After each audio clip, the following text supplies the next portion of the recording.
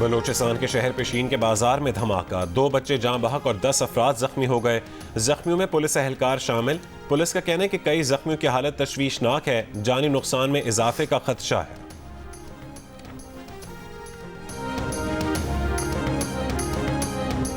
पंजाब हुकूमत ने high value target डाकुओं के सर की कीमत 10 लाख रुपए से बढ़ाकर 1 करोड़ रुपए कर दी। महकमा दाखिला पंजाब ने 20 खतरनाक डाकुओं के नाम और तस्वीर जारी कर दी। डाकुओं के बारे में खुफिया इत्तला देने के लिए व्हाट्सएप नंबर जारी। इत्तला देने वाले का नाम सिगा राज में रखा जाएगा। पंजाब सिंध के कच्चे के इलाके में डाकुओं के खिलाफ बड़ी कार्रवाई की तैयारी। वज़ीर आला सिंध की सिंध, पंजाब और बलूचिस्तान पुलिस के मुश्तरका ऑपरेशन की तजवीज़। डाकुओं के हमले में 12 पुलिस एहलकारों की शहादत का मुकदमा कोश सैलरा शर उंधर गैंग के 131 जुराइम पेशा अफराद के खिलाफ दर्ज। सरकार की मुद्दत में दर्ज मुकदमे में दहशतगर्दी, कत्ल, अगवा और दीगर दफात शामिल। डाकुओं के हमले में शहीद एहलकारों की आबाई इलाकों में तदफीन। 3 एहलकारों अजय कुमार, बैरम राम और राजा कवल की आखिरी रसूमात भी अदा कर दी गईं। जख्मियों की अयादत के लिए मरीम नवाज आज रहीम यार खान पहुँचेंगी।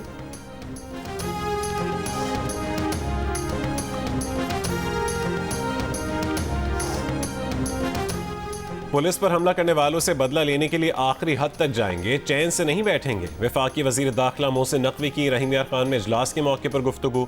कच्चे के शरपसंदों के खिलाफ मौसर कोऑर्डिनेटेड ऑपरेशन का हुक्म। फोर्स को जदीद हथियारों से लैस करने की हिदायत। IG पंजाब डॉक्टर उस्मान अनवर ने शेख जैद अस्पताल में जख्मी पुलिस एहलकारों की अयादत की। कहा कि कच्चे में बारिश से गाड़ियां फंसी, डाकुओं ने मौके का फ़ायदा उठाया। डाकुओं के खिलाफ पुलिस ऑपरेशन भरपूर ताकत से जारी रहेगा। रहीम यार खान के DPO इमरान अहमद समेत 3 अफसरान को ओहदे से हटा दिया गया। रिजवान उमर गोंदल DPO रहीम यार खान तैनात। अरसलान जाहिद को SP इन्वेस्टिगेशन बना दिया गया।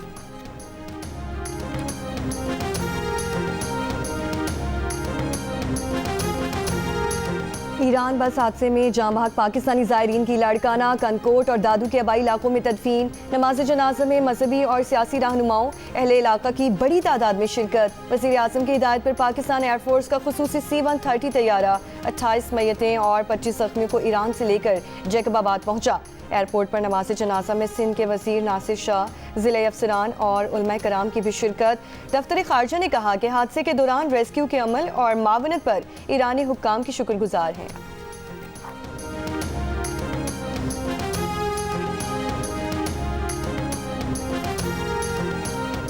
बांग्लादेश में सैलाब से तबाही, 45 लाख अफराद मुतासिर, अमवात की तादाद 13 हो गई।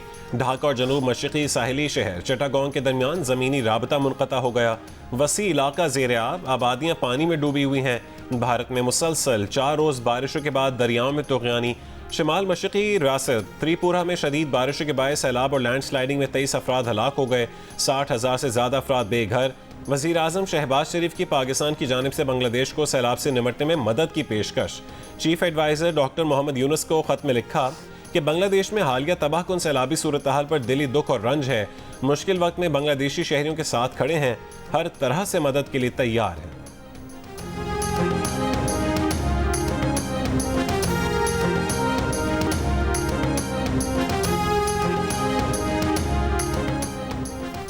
बांग्लादेश ने बदतरीन सैलाब का जिम्मेदार भारत को करार दे दिया। बांग्लादेश की उबूरी हुकूमत के मुशीर नाहिद इस्लाम ने कहा कि हिंदुस्तान ने बांग्लादेश को पेश की इत्तला के बगैर डैम खोलकर गैर इंसानियत का मुजाहिरा किया है।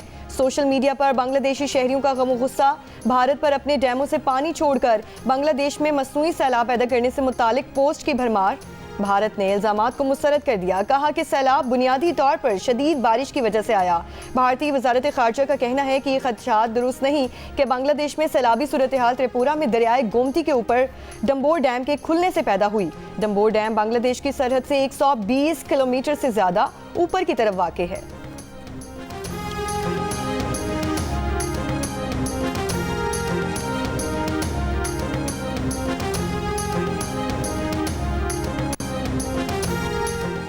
PDMA ने पंजाब भर में मजीद मानसून बारिशों का अलर्ट जारी कर दिया। 25 से 29 अगस्त के दौरान लाहौर, गुजरांवाला, रावलपिंडी, मुल्तान, फैसलाबाद, साहिवाला और गुजरात में बारिशें मुतवक्के हैं। DG खान, मुल्तान, भावलपुर डिवीजन में मूसलाधार बारिश से सैलाब का खतरा है। महकमा मौसमियात का कहना है कि नया सिस्टम जनूबी सिंध पर असरअंदाज होने वाला अब तक का सबसे मजबूत सिस्टम हो सकता है। कराची, हैदराबाद, ठट्टा, बदीन और थरपारकर में तूफानी बारिशें मुतवक्के हैं। कश्मीर, खैबर पख्तूनख्वा, गिलगित बल्तिस्तान, नसीराबाद और कुसदार समेत बलूचिस्तान के मुख्तलिफ इलाकों में भी बारिशों का इम्कान है।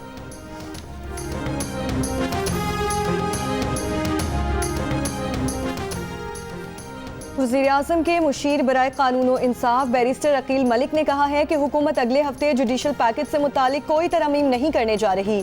आईनी तरमीम के लिए 2/3 अक्सरियत की ज़रूरत है, जो इस वक्त हुकूमत के पास नहीं। मखसूस नशिस्तों के तफसीली फैसले के बाद इस पर बात की जा सकती है। सुप्रीम कोर्ट माजी में खुद सीनियरिटी के उसूल की खिलाफ वर्जी कर चुकी है, मगर हुकूमत का ऐसा कोई इरादा नहीं। जियो न्यूज़ के प्रोग्राम नया पाकिस्तान में बैरिस्टर अकील मलिक ने कहा कि अली अमीन गंडापुर के बानी PTI से राब्ता कराने में हुकूमत ने सहूलतकारी की। वज़ीर आला खैबर पख्तूनख्वा अली अमीन गंडापुर ने जलसे का NOC मनसूख होने के बाद बानी PTI को सूरत हाल से आगाह किया। इनका बानी PTI से राब्ता कैसे हुआ, मामले की हसासियत की वजह से तफसीलात नहीं बताई जा सकती।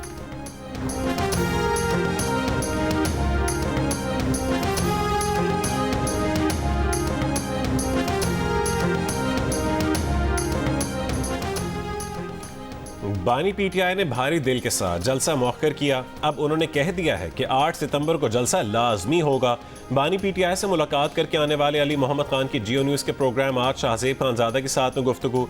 कहा कि हुकूमत ने NOC मनसूख करके गैर जिम्मेदारी का मुजाहरा किया, जिसके नतीजे में एक और 9 मई हो सकता था। अगर बानी PTI को 9 मई को ना उठाया जाता और उनका पार्टी से राबता बहाल रहता तो वो तब भी अपना किरदार अदा करते। अली मोहम्मद खान ने कहा है कि अलीमा खान ने जब बानी PTI से बात की तब तक बहुत सी चीज़ें क्लियर नहीं थीं। अब हुकूमत और रियासती इदारों और मुक़द्दरा की जिम्मेदारी है कि 8 सितंबर को हमें पुरअमन जलसा करने दें।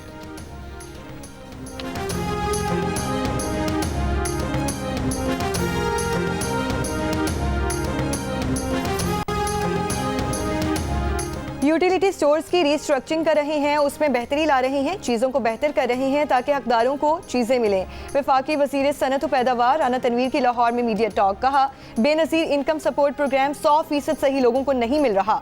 सब्सिडी को हकदारों तक पहुँचाने के लिए शफाफियत ला रहे हैं। बोले ये जो इंतशार फैलाया है ये 2014 से है, साजिश हुई तो हर चीज़ तबाही की तरफ चली गई।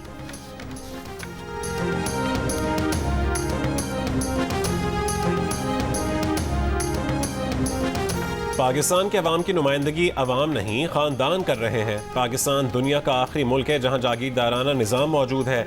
हम बड़ी बेशर्मी से इस निज़ाम को जमहूरियत कहते हैं। वफाकी वज़ीर खालिद मकबूल सिद्दीकी का कराची में तकरीब से खिताब। कहा कि निज़ाम सबसे बड़ा दुश्मन है, इस निज़ाम को गिराने की ज़रूरत है और कोई रास्ता नहीं। टेक्नोलॉजी के मैदान में आगे बढ़ने की ज़रूरत है। मौका मिला है, कराची को रोकना अब नामुमकिन है।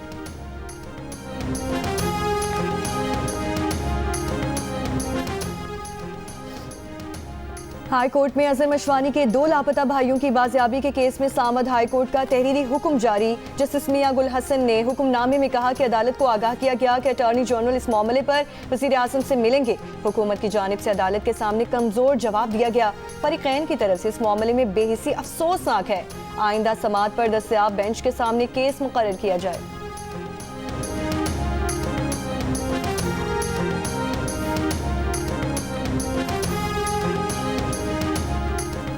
कराची कारसाज ट्रैफिक हादसे के जख्मी अब्दुल सलाम की हालत तशवीशनाक, वेंटिलेटर पर मुंतकिल कर दिया। अहल खाना के मुताबिक अब्दुल सलाम के लिए आइंदा 48 घंटे इंतहाई अहम है। अब तक उनसे किसी भी हुकूमती इदारे के नुमाइंदे ने राबता नहीं किया। अब्दुल सलाम किताबों की सप्लाई करते हैं और कोरंगी नंबर 1 के रहायशी हैं। कारसाज पर गाड़ी की टक्कर से बाप बेटी को हलाक करने वाली मुलजिमा ने वाक़े से कुछ देर पहले एक सफ़ेद गाड़ी को भी टक्कर मारी थी। पुलिस ज़राए का कहना है कि पहले हादसे के बाद खातून के फरार की कोशिश में तेज़ रफ्तारी की वजह से दूसरा हादसा पेश आया। गाड़ी की टक्कर से मोटरसाइकिल सवार बाप बेटी जाँ बहक और 3 अफराद जख्मी।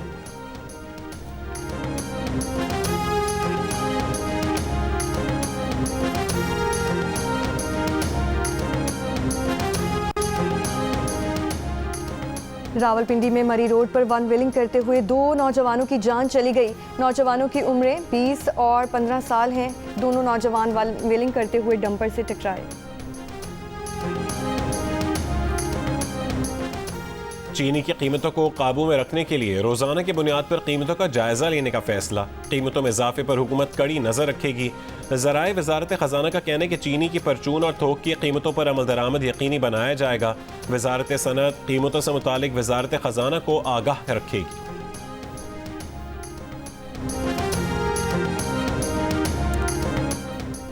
सिंध हुकूमत ने शोहदाई करबला के चेहलुम पर पीर 26 अगस्त को सुबह भर में मोटरसाइकिल की डबल सवारी पर पाबंदी आयद कर दी। सिंध हुकूमत ने चेहलुम के मौके पर ड्रोन कैमरे उड़ाने पर भी पाबंदी लगा दी। अमीर बालाश टीपू कत्ल केस का मरकजी मुलजिम एहसन शाह मुबैना पुलिस मुकाबले में हलाक। मुनज़्ज़म जराइम के शोबे के DSP के मुताबिक एहसन शाह अपने ही साथियों की फायरिंग से जख्मी हुआ। उसे अस्पताल ले जाया गया मगर वो जांबर ना हो सका। पुलिस के मुताबिक फायरिंग करने वाले मुलजिमान की तलाश जारी है।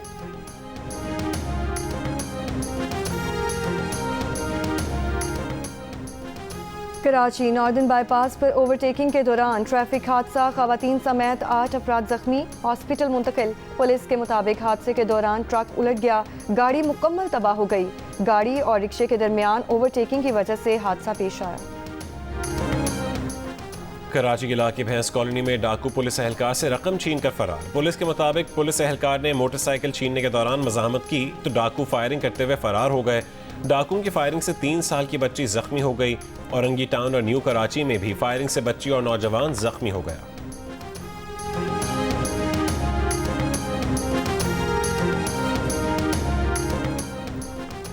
चीन के शिमाल मशरकी शहर में शदीद बारिशें, 11 अफराद हलाक, 14 लापता हो गए। लापता अफराद की तलाश के लिए कोशिशें जारी हैं। चीनी हुक्काम के मुताबिक इस हफ्ते चीन के शिमाल मशरकी शहर में शदीद बारिशों से $1 अरब से ज्यादा का नुकसान हुआ है। कुदरती आफत से 1,88,000 अफराद मुतासिर हुए। सड़कों और पुलों को भी नुकसान पहुंचा। जर्मनी के शहर जुलेंगन में मेले के दौरान एक शख्स का चाकू से हमला, 3 अफराद हलाक, 4 जख्मी। मुलजिम को ताहाल गिरफ्तार नहीं किया जा सका। जख्मियों में से 9 की हालत तशवीशनाक है।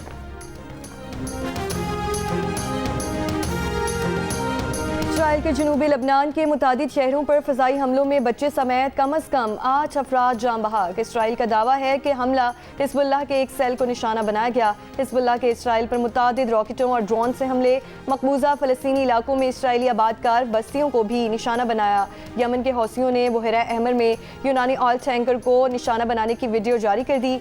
हौसी फौजी तर्जुमान का कहना है कि मकबूजा फ़लस्तीन की बंदरगाहों में दाखिले पर पाबंदी की खिलाफ वर्जी पर जहाज़ को निशाना बनाया।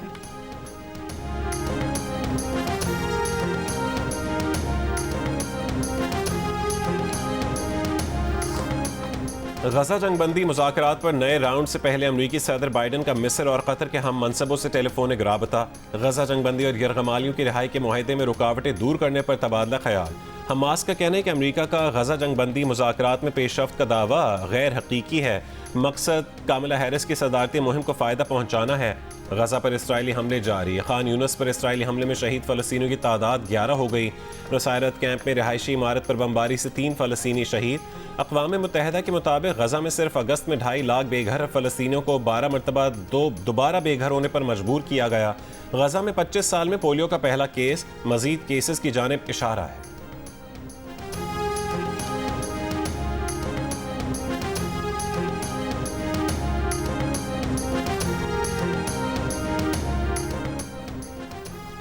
ईरानी हुक्काम के मुख्तलिफ सूबों में छापे, दाइश के 14 दहशतगर्द गिरफ्तार। खबर एजेंसी के मुताबिक दाइश के दहशतगर्दों की गिरफ्तारियां तेहरान, अलबरोज, फारस और खुजिस्तान से की गई।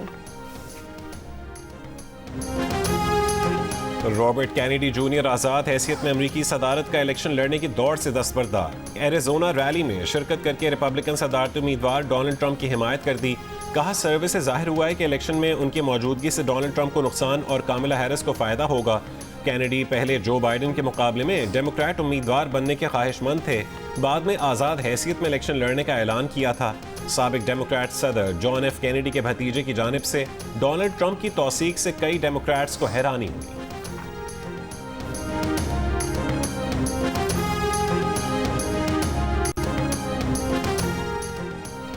रावलपिंडी टेस्ट के चौथे दिन बांग्लादेश ने खाने के वक्फे तक 6 विकेट पर 389 रन बना लिए। मुशफ़िकुर रहमान रहीम 100 रन बनाकर क्रीज पर मौजूद हैं। नितिन दास 56 रन बनाकर आउट हुए, जबकि पाकिस्तान की बढ़तरी 59 रन रह गई।